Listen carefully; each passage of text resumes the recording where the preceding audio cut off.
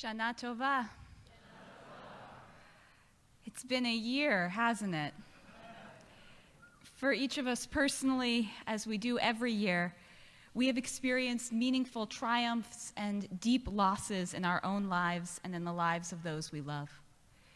But in the life of our LGBTQ synagogue community, in our collective lives as a country and around the world, for me at least, this year has been exhausting.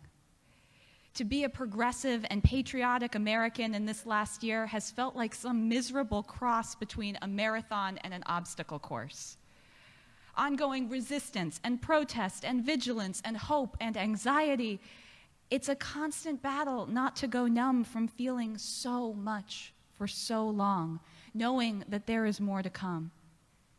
Those overwhelming feelings only grow as we look out beyond the borders of our own country to Israel and to the wider world. At several points this year, I've felt my heart careen from stasis to disaster and back again. And yet, time keeps moving forward, and we're still here. We're gathered together once again to welcome a new year and wonder at what it will bring. In a year like this one, in a year like any one, really, as we pause for a moment in the doorway of the year that was and the year which is yet to be, we are pushed to take the long view.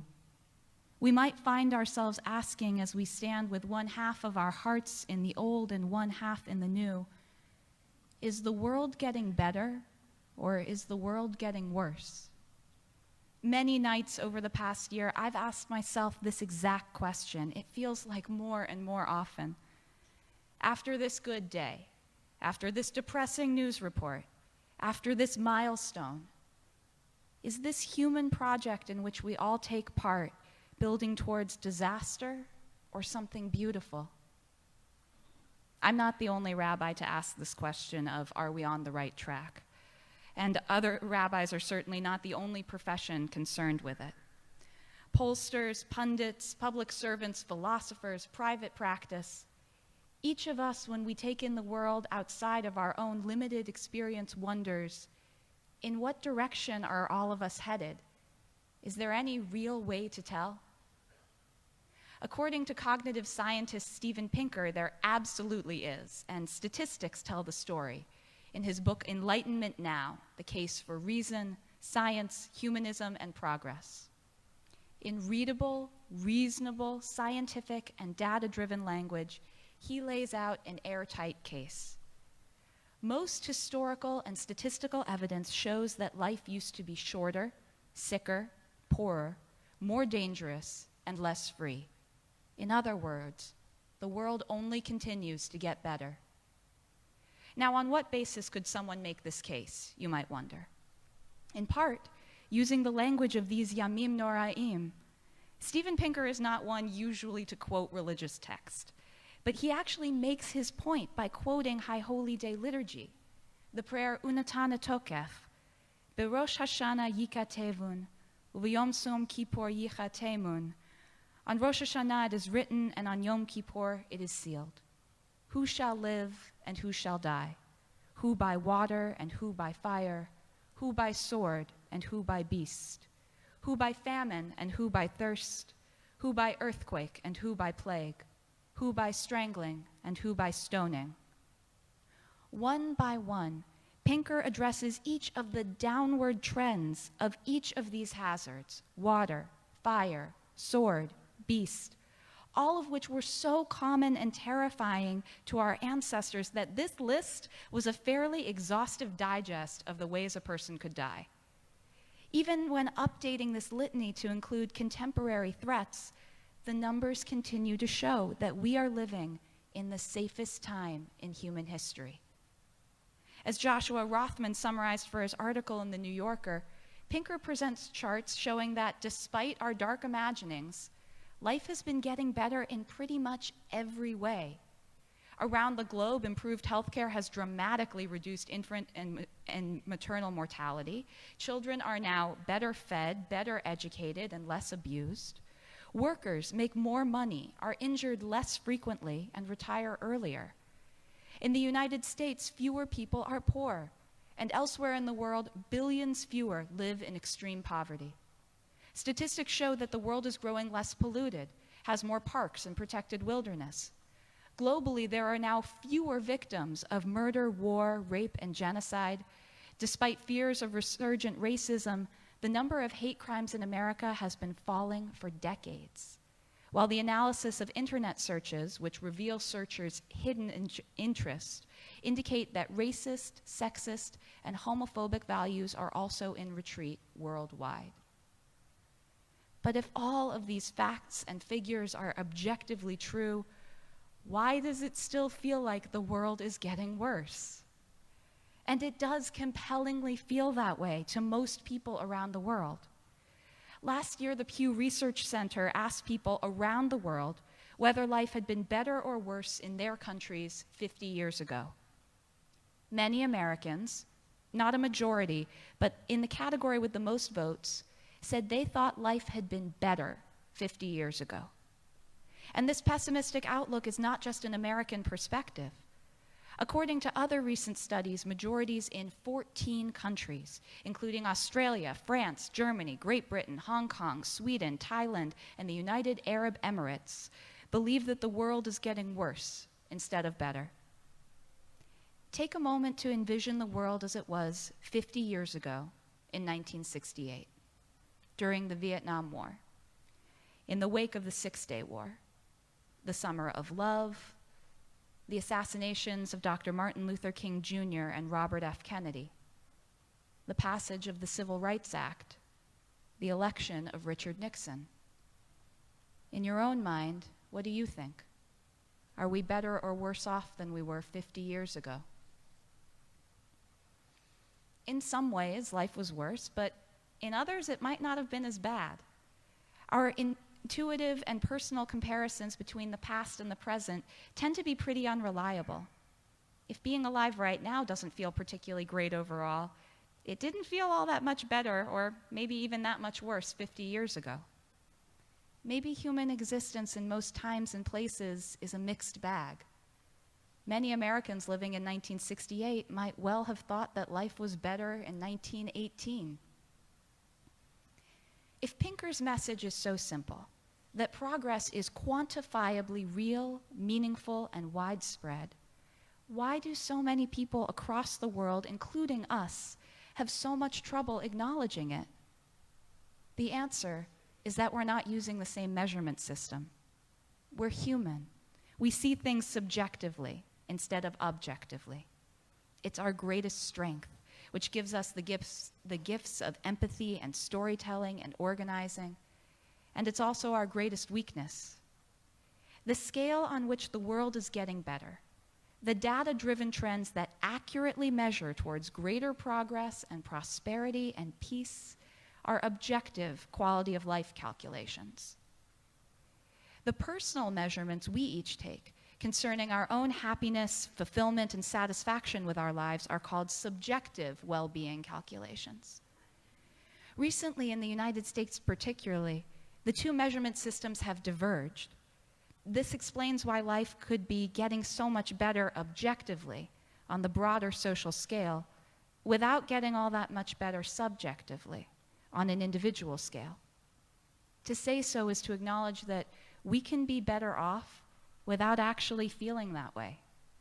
Progress is objective and impersonal, at least in part, and it can unfold without making us happier.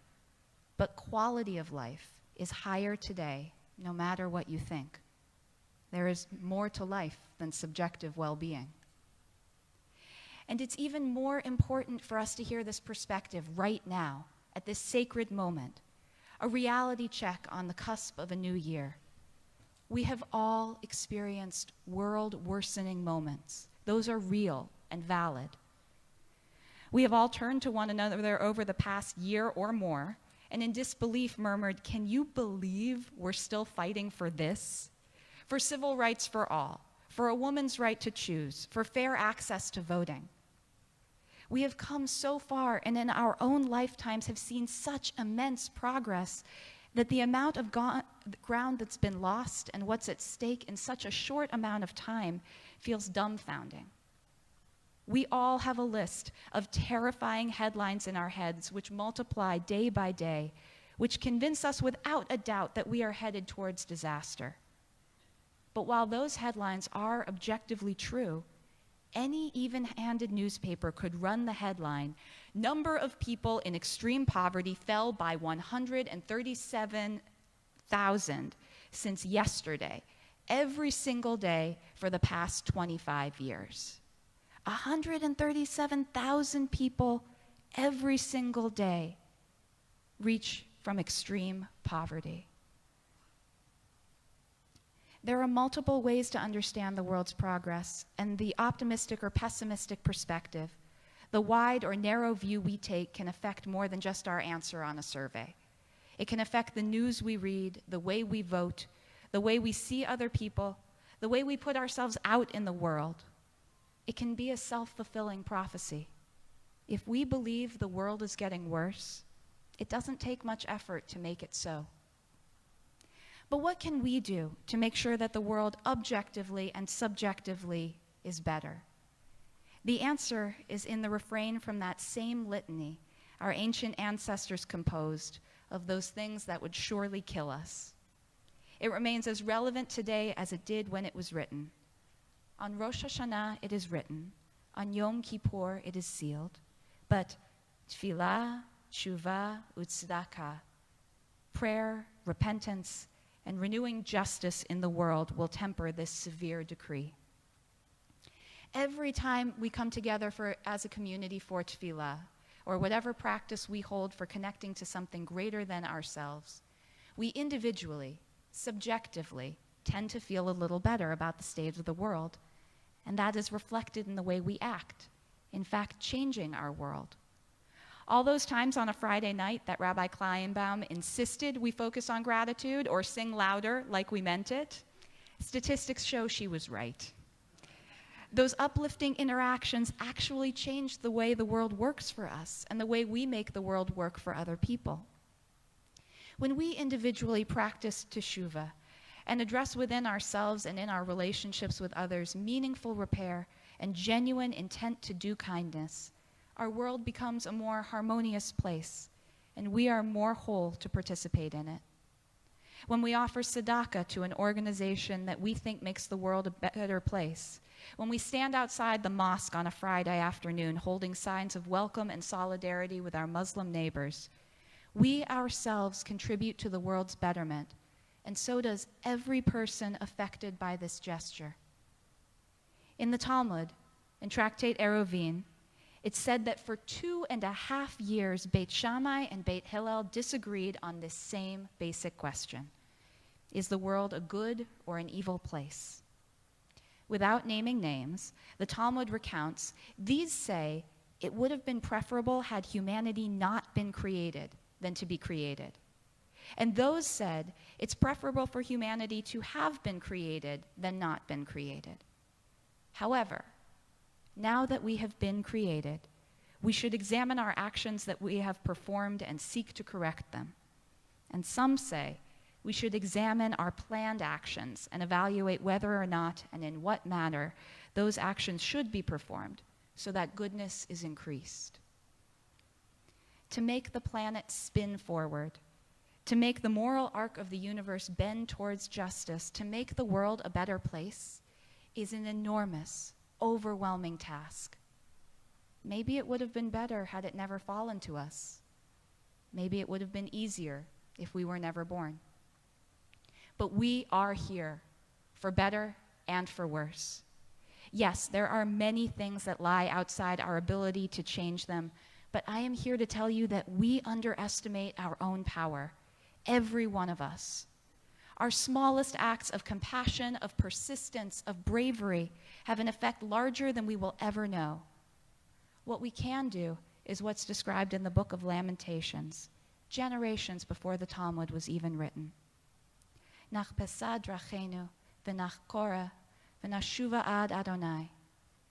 With this New Year's beginning, let us examine our ways, deeply search them out, so that they return us to goodness and to God. Nisa levavenu el kapayim, el bashamayim. Let us lift up our hearts by the actions of our hands to the one in heaven who arrayed all creation. We were each created for this very moment. The world is getting better. We stand on the shoulders of the uncountable millions who by actions large and small made it so.